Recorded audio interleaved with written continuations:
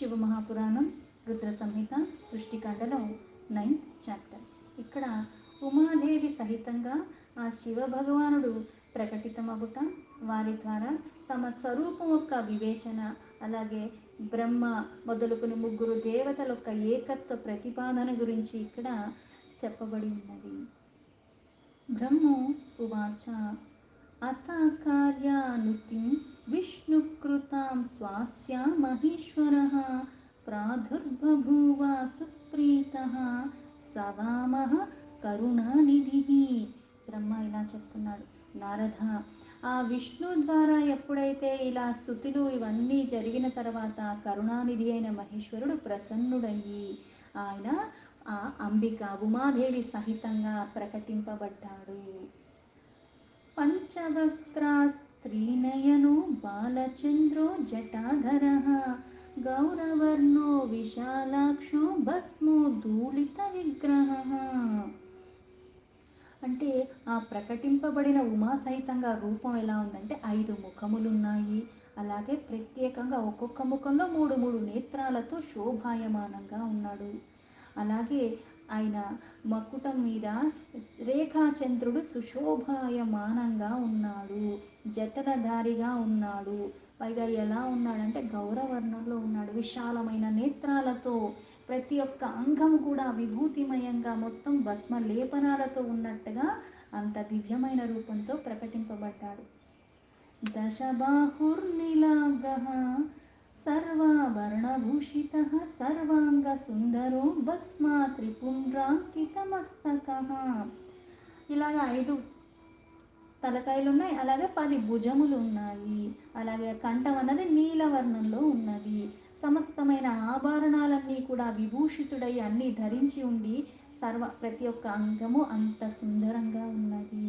అలాగే మస్తకం మీద త్రిపుండ్రాలు ధరించి ఉన్నాడు, భస్మమయమైన శరీరం మీద మళ్ళీ త్రిపుండ్రాలు ధరించి ఉన్నాడు.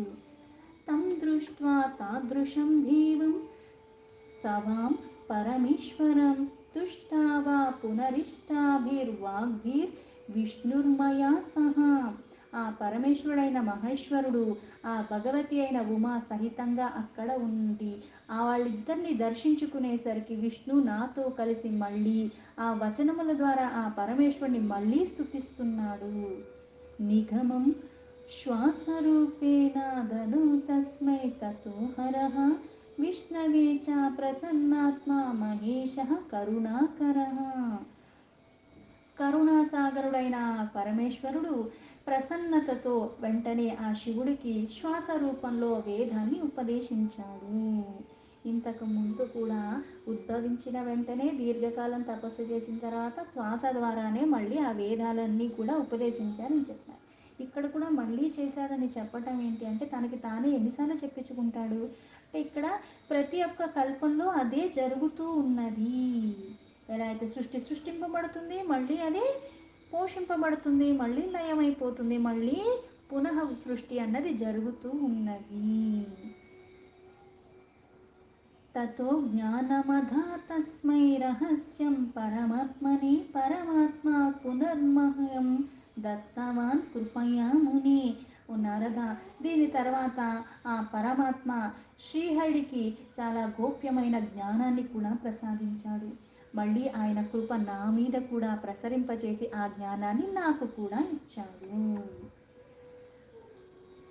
సంప్రాప్య నిగమం విష్ణుః పప్రచ్చ పునరేవతం కర్తార్థః సజ్జర్నిత్వా మయా సహ మహేశ్వరం. వేదాల జ్ఞానాన్ని నాకు కూడా నేను లభించిందని కృతార్థుడైపోయాను.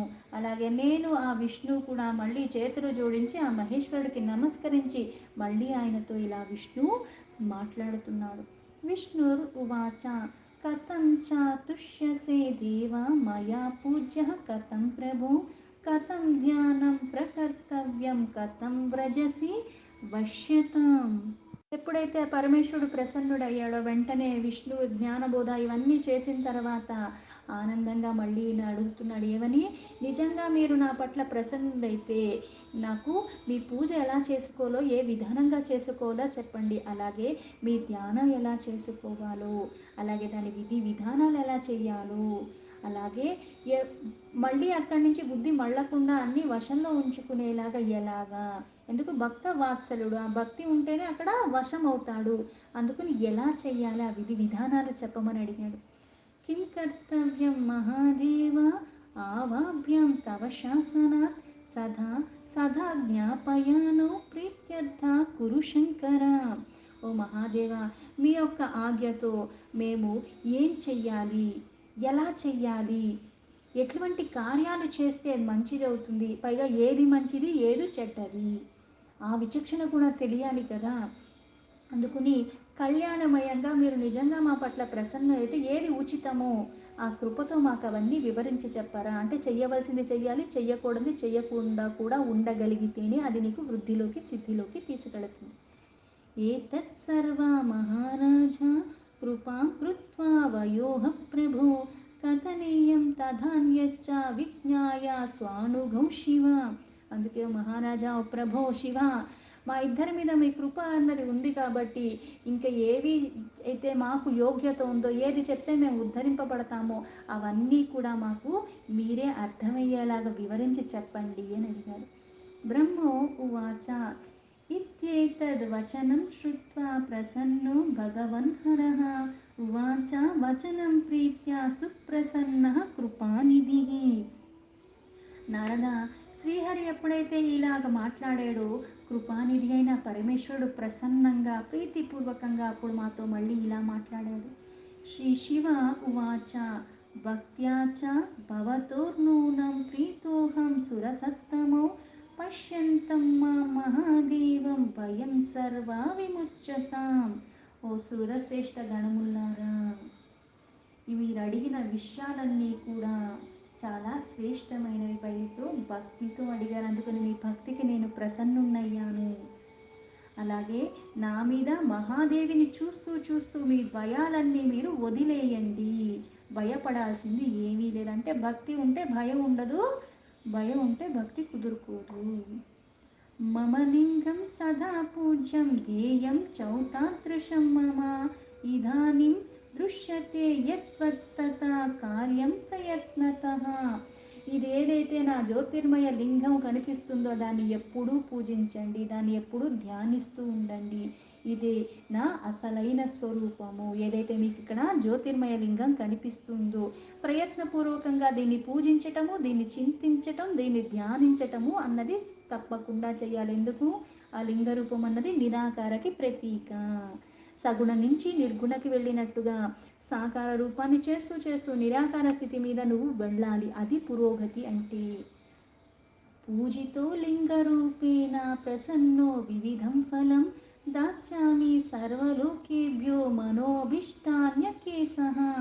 ఆ లింగ రూపాన్ని పూజ ఎవరైతే చాలా ఆనందంగా చేస్తున్నారో ప్రతి ఒక్కళ్ళు కూడా వాళ్ళకి ఫలితాలు కూడా నేను స్వయంగా ఇస్తాను, నేను కూడా ప్రసన్నతతో ఇస్తాను. అవే కాకుండా వాళ్ళ అంటే అడిగిందే కాకుండా వాళ్ళ మనసులో ఉన్న సకల అభిలాషలన్నీ కూడా నీకు పూర్ణంగా వాళ్ళకి నేను సిద్ధి కలిగేలాగా చేస్తాను. యథా దుఃఖం భవేత్ తత్ర యువయోః సురసత్తమౌ పూజితే మమ లింగే చ తదా స్యాదత్ దుఃఖనాశనం. ఎవరైతే ఇలా పూజిస్తున్నారో భక్తిపూర్వకంగా వాళ్ళ కష్టాలన్నీ కూడా ఎటువంటివి ఉన్నప్పటికీ కూడా ఈ పూజ చేసిన కారణంగా, దీన్ని ఆశ్రయించిన కారణంగా అవన్నీ నశించిపోతాయి. సర్వ దుఃఖ నాశిని అని అందుకు అంటారు. యువాం ప్రసూతో ప్రకృతిర్మదీయాయ మహాబలో సవ్యాపసవ్యా గాత్రాభ్యాం మమ సర్వేశ్వరస్య హి. అలాగే ఇక్కడ నా స్వరూపమైన ఈ లింగ రూపాన్ని ఎవరైతే ప్రయత్నపూర్వకంగా ధ్యానం చేసి పూజిస్తూ ఉంటున్నారో మీరిద్దరు కూడా మహాబల సంపన్నులు. నా స్వరూపం నుంచే ప్రకటింపబడిన వారు మీరు కూడా. అయం మే దక్షిణాత్ పార్షద్ బ్రహ్మ లోకపితామహః వామపార్శ్వశ్చ విష్ణుస్త్వం సముత్పన్నః పరాత్మనః. ఈయన ఈ జ్యోతిర్మయ లింగం నుంచే మీరిద్దరు కూడా అంటే కుడి పక్క నుంచి ఒకళ్ళు, ఎడమ పక్క నుంచి ఒకళ్ళు కూడా ఆవిర్భవించారంటే నా నుంచే ఆవిర్భవించిన మీరిద్దరూ కూడా.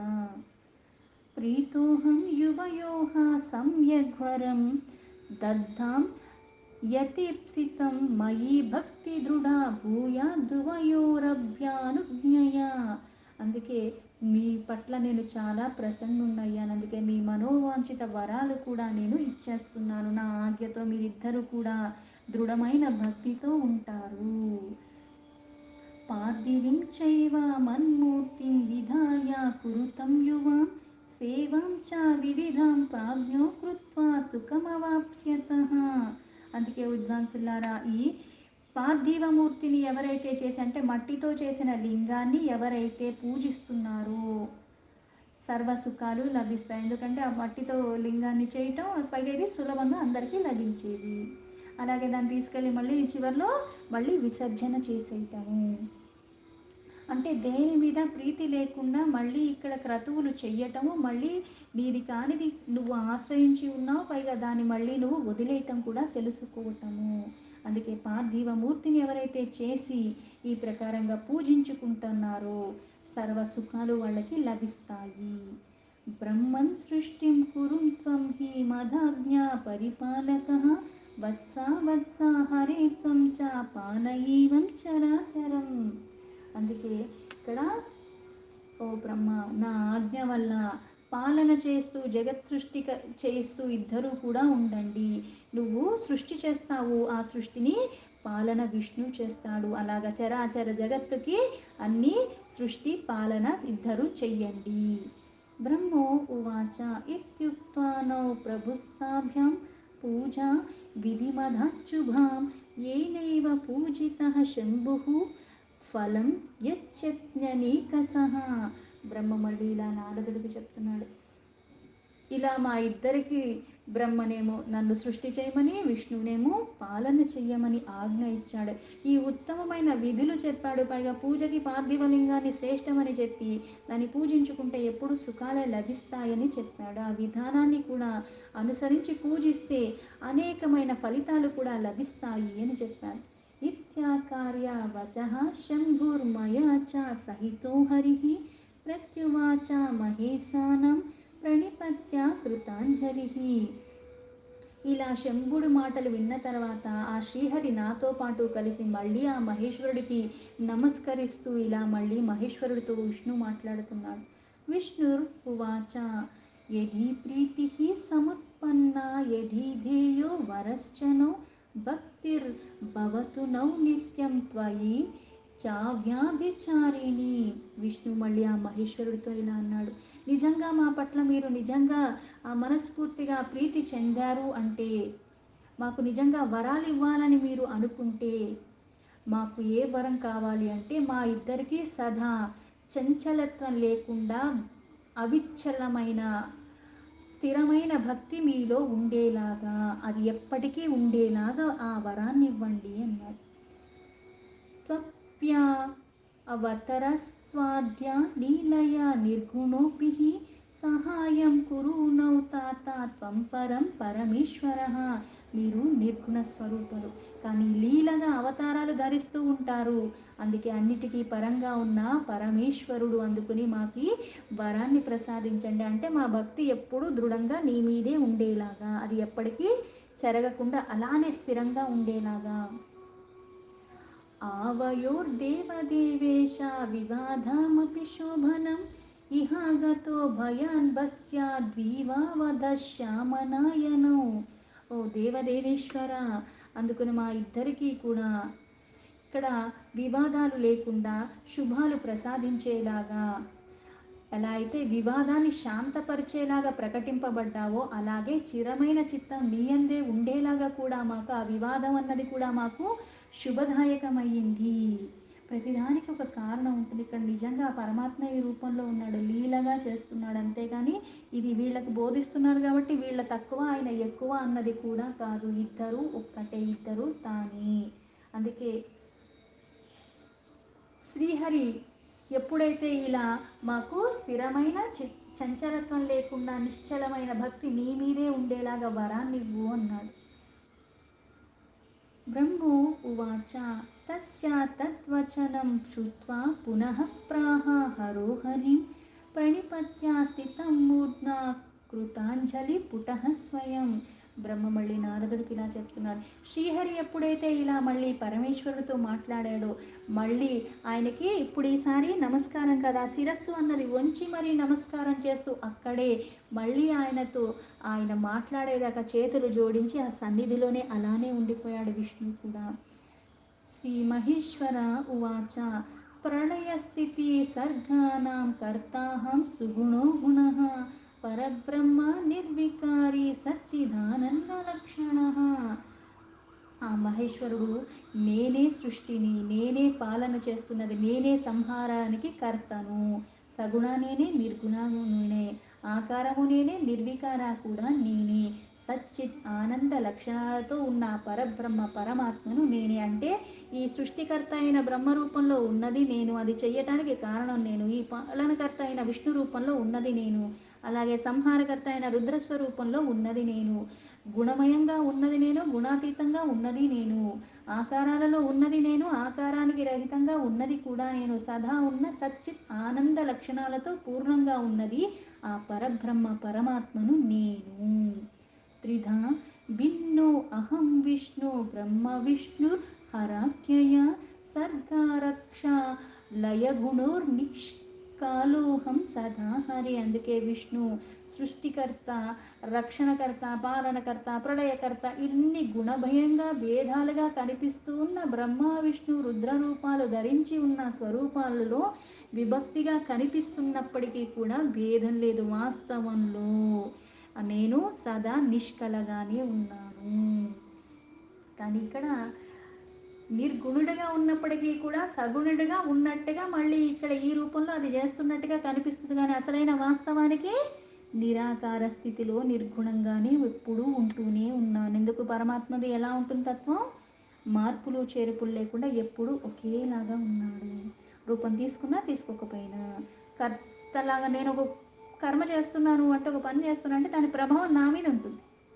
కానీ పరమాత్మ అన్నిటిలో ఉంటూ అంతా ఉన్నప్పటికీ కూడా దేని ప్రభావం ఆయన మీద పడకుండా అన్నిటికీ అతీతంగా ఎల్లవేళలా ఉంటున్నవాడు. అందుకే ఇక్కడ విష్ణు సృష్టికర్తగా అయినా, రక్షణకర్తగా అయినా, ప్రళయ రూపంలో ఉన్న గుణభేదాలతో ఉన్నట్టుగా ఎలా అయితే విష్ణు సాత్విక గుణంలో అనిపిస్తాడు, బ్రహ్మ మళ్ళీ ఇక్కడ రజోగుణమయంగా అనిపిస్తాడు, రుద్రస్వరూపం తామస గుణమయంగా అనిపిస్తుంది. కానీ మూడు రూపాల్లో మూడు గుణాలలో ఉన్నట్టుగా అలా విభక్తిగా విభాగాలుగా ఉన్నప్పటికీ కూడా, భేద రూపంలో కనిపిస్తున్నప్పటికీ కూడా వాస్తవానికి నిర్గుణంగా ఉన్నది నేనే, గుణాతీత, అన్నిటికీ అతీతంగా పరమంగా ఉన్నది నేనే అని చెప్పారు. దీంతో శివమహాపురాణం రుద్ర సంహిత సృష్టికాండలో 9th చాప్టర్లో 28 శ్లోక సంపూర్ణం.